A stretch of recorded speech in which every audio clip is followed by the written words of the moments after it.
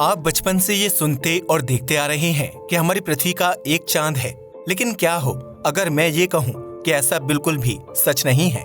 हमारी पृथ्वी के पास एक नहीं बल्कि 2 चांद हैं, और ये मैं नहीं बल्कि वैज्ञानिकों का कहना है। ये चांद हमारी पृथ्वी का चक्कर बहुत सालों से लगा रहा है और आगे भी लगाता रहेगा। अब शायद आपका ये सवाल हो सकता है कि अगर हमारी पृथ्वी का एक और चांद है तो वो हमें आसमान में दिखाई क्यों नहीं देता। आज के इस वीडियो में हम आपको इस नए खोजे गए चांद के बारे में बताने वाले हैं। सिर्फ इतना ही नहीं, हम आपको वैज्ञानिकों द्वारा डेवलप किए गए एक ऐसे नए तरीके के बारे में भी बताने वाले हैं जिसके जरिए ब्रह्मांड में हैबिटेबल प्लैनेट को ढूंढना अब और भी ज्यादा आसान हो जाएगा। यह वीडियो बहुत ही ज्यादा इंटरेस्टिंग होने वाला है, इसलिए इसे अंत तक जरूर देखिएगा। Fake moon. जिस चांद को आप रात के आसमान में देखते हैं, उसकी फॉर्मेशन करीब 4.5 अरब साल पहले एक बहुत बड़े धमाके से हुई थी। इस धमाके में एक मंगल ग्रह के साइज का प्लैनेट हमारी पृथ्वी से आकर टकरा गया था। क्या आपको पता है कि उस प्लैनेट का नाम क्या था? हमें कमेंट करके बताइएगा। इन दोनों के टकराव में निकलने वाले मैटर से हमारा चांद फॉर्म हुआ था। यह चांद तो हमारे साथ अरबों सालों से है, लेकिन आपको जानकर हैरानी होगी कि वैज्ञानिकों ने एक और ऐसे ऑब्जेक्ट को ढूंढा है जो हमारी पृथ्वी का चक्कर लगा रहा है। 2023 FW13 नाम का यह उल्कापिंड हमारी पृथ्वी का चक्कर 100 BC से लगा रहा है और वैज्ञानिक इसे क्वाजी मून कैटेगरी के ऑब्जेक्ट में रखते हैं। क्वाजी शब्द का इस्तेमाल ऐसे ऑब्जेक्ट को डिफाइन करने के लिए किया जाता है जो या तो स्टेबल ना हो या फिर परफेक्ट ना हो। पृथ्वी का यह क्वाजी मून चांद की कैटेगरी में तो आता है, लेकिन इसे पूरी तरीके से चांद कहना सही नहीं होगा। ऐसा इसलिए है क्योंकि यह चांद मुख्य रूप से हमारी पृथ्वी का नहीं बल्कि सूर्य का चक्कर लगाता है। वैज्ञानिक ऐसा बताते हैं कि यह उल्कापिंड भी बाकी उल्कापिंडों की तरह काइपर बेल्ट या फिर ओल्ट क्लाउड से इनर सोलर सिस्टम में आया होगा। इसका मुख्य ऑर्बिट सूर्य के अराउंड है, लेकिन पृथ्वी के ग्रेविटेशनल पुल की वजह से यह पृथ्वी के साथ भी लॉक हो गया है, जिससे अब ये इसका भी चक्कर लगा रहा है। वैज्ञानिक ऐसा बताते हैं कि इसका साइज 10 से 15 मीटर है, जो किसी भी टेलीस्कोप से देखने के लिए एक बहुत छोटा साइज है। भले ही हम इस क्वाजी मून को पृथ्वी से ना देख पाएं, लेकिन ऐसे किसी ऑब्जेक्ट का पृथ्वी के आसपास मौजूद होना वैज्ञानिकों के लिए काफी ज्यादा लाभदायक होता है। इन ऑब्जेक्ट्स के जरिए वैज्ञानिक न सिर्फ सोलर सिस्टम की हिस्ट्री के बारे में स्टडी कर पाते हैं, बल्कि फ्यूचर में होने वाली स्पेस एक्सप्लोरेशन मिशंस में होने वाली दिक्कतों को भी समझ पाते हैं। भविष्य में हमें इस एस्टेरॉयड पर मिशन होते हुए भी दिखाई दे सकते हैं। वैसे तो इस चांद से हमारी पृथ्वी को कोई भी खतरा नहीं है, लेकिन इतना छोटा होने की वजह से ही यह अपने ऑर्बिट को बहुत तेजी से चेंज कर सकता है। ऐसा होने से ये हमारी पृथ्वी में भी आकर क्रैश हो सकता है, जिससे हमें एक मीडियम साइज का धमाका देखने को मिलेगा। ये हमारी पृथ्वी को कितना नुकसान पहुंचाएगा, यह इस बात पर डिपेंड करता है कि यह किस एरिया में आकर क्रैश होगा। आपको जानकर हैरानी होगी कि यह पहला ऐसा ऑब्जेक्ट नहीं है जो हमारी पृथ्वी का चक्कर बिल्कुल हमारे चांद की तरह लगा रहा है। पहले भी वैज्ञानिक ऐसे काफी सारे ऑब्जेक्ट डिस्कवर कर चुके हैं जो पृथ्वी के ऑर्बिट से आकर लॉक हो जाते हैं और इसके क्वाजी मून जैसा बिहेव करने लगते हैं। यह सिर्फ हमारी पृथ्वी के साथ ही नहीं बल्कि सौरमंडल में मौजूद ऑलमोस्ट हर ग्रह के साथ होता है। 2023 में वैज्ञानिकों ने इस न्यूज को ब्रेक किया कि अब हमारे सौरमंडल का मून किंग बृहस्पति नहीं बल्कि शनि ग्रह है। आपको जानकर हैरानी होगी कि शनि ग्रह के 145 चांद हैं जो इसका चक्कर बहुत ही कॉम्प्लेक्स ऑर्बिट में लगाते हैं। इनमें से बहुत सारे चांद आपस में जुड़कर नए चांद की फॉर्मेशन कर लेते हैं और कुछ शनि ग्रह से ही जाकर टकरा जाते हैं। ऐसा भी देखा जाता है कि कुछ चांद अपनी ऑर्बिट को बड़ा करते करते ग्रह के ग्रेविटेशनल पुल से ही बाहर हो जाते हैं और उसका चक्कर लगाना बंद कर देते हैं। कुछ ऐसा ही हमारी पृथ्वी के क्वाजी मून के साथ भी होगा। वैज्ञानिकों द्वारा किए गए कैलकुलेशन से ये पता चलता है कि FW13 हमेशा के लिए हमारी पृथ्वी का चक्कर नहीं लगाता रहेगा, बल्कि साल 3700 के आसपास ये हमारी पृथ्वी के ग्रेविटेशनल पुल से बाहर हो जाएगा। हालांकि ये बात बिल्कुल सच है कि ये हमारी पृथ्वी का सबसे लंबे समय तक टिकने वाला क्वाजी मून बन चुका है। भविष्य में इसका रिकॉर्ड किसी दूसरे उल्कापिंड द्वारा भी तोड़ा जा सकता है, लेकिन ऐसा हो पाएगा या नहीं यह देखने के लिए हमें लंबे समय का इंतजार करना पड़ेगा। Suit line. पिछले 30 सालों से वैज्ञानिक बहुत तेजी से अंतरिक्ष में नए ग्रहों की खोज कर रहे हैं। जैसे जैसे समय बीतता जा रहा है वैसे वैसे वैज्ञानिक ऐसी नई नई टेक्निक्स को इंट्रोड्यूस करते जा रहे हैं जिससे अच्छे ग्रहों को ढूंढा जा सके। वैज्ञानिकों के मुताबिक एक अच्छा ग्रह वह होता है जो अपने तारे के हैबिटेबल जोन में मौजूद होता है। इसे गोल्डीलॉक्स जोन भी कहा जाता है और यह तारे के आसपास का एक ऐसा एरिया होता है जहां पर तापमान ना बहुत ज्यादा होता है और ना ही बहुत कम। एक मॉडरेट तापमान होने की वजह से इस एरिया में पैदा होने वाले ग्रह जीवन के लिए बहुत ज्यादा सूटेबल होते हैं। साथ ही में हैबिटेबल जोन में मौजूद होने वाले ग्रहों में आमतौर पर पानी भारी मात्रा में पाया जाता है जो जीवन के लिए एक बहुत बड़ी हरी झंडी है।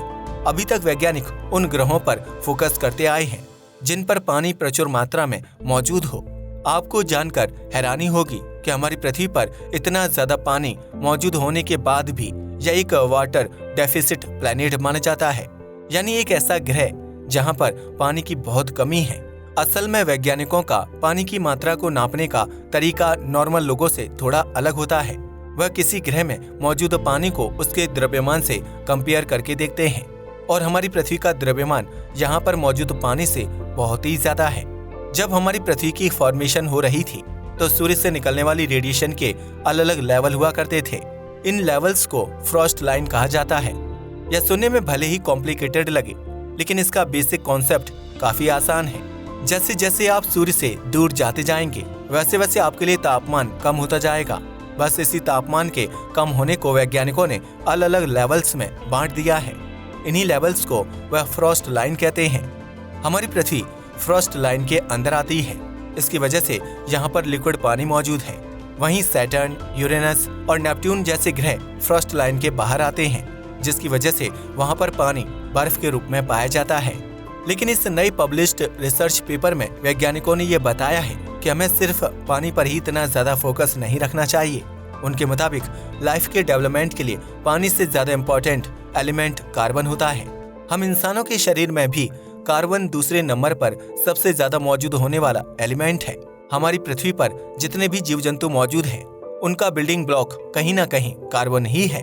अगर हम ब्रह्मांड में ऐसे ग्रहों को ढूंढ लेंगे जहां पर कार्बन मौजूद है तो हमारे लिए हैबिटेबल प्लैनेट को ढूंढना आसान होगा।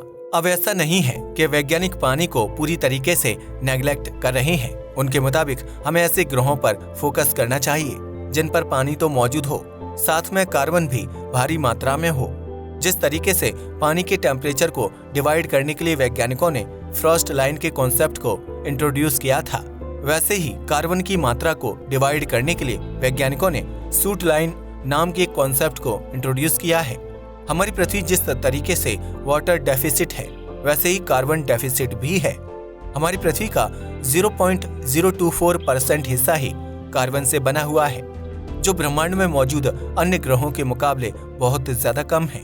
वैज्ञानिक ऐसा बताते हैं कि जैसे जैसे हम तारे के नजदीक जाते हैं वैसे वैसे सॉलिड कार्बन की अवेलेबिलिटी कम होने लगती है। ज्यादा तापमान होने की वजह से कार्बन के कॉम्प्लेक्स मॉलिक्यूल फॉर्म नहीं हो पाते हैं जिससे जीव जंतुओं के फॉर्म होने की प्रोबेबिलिटी कम हो जाती है।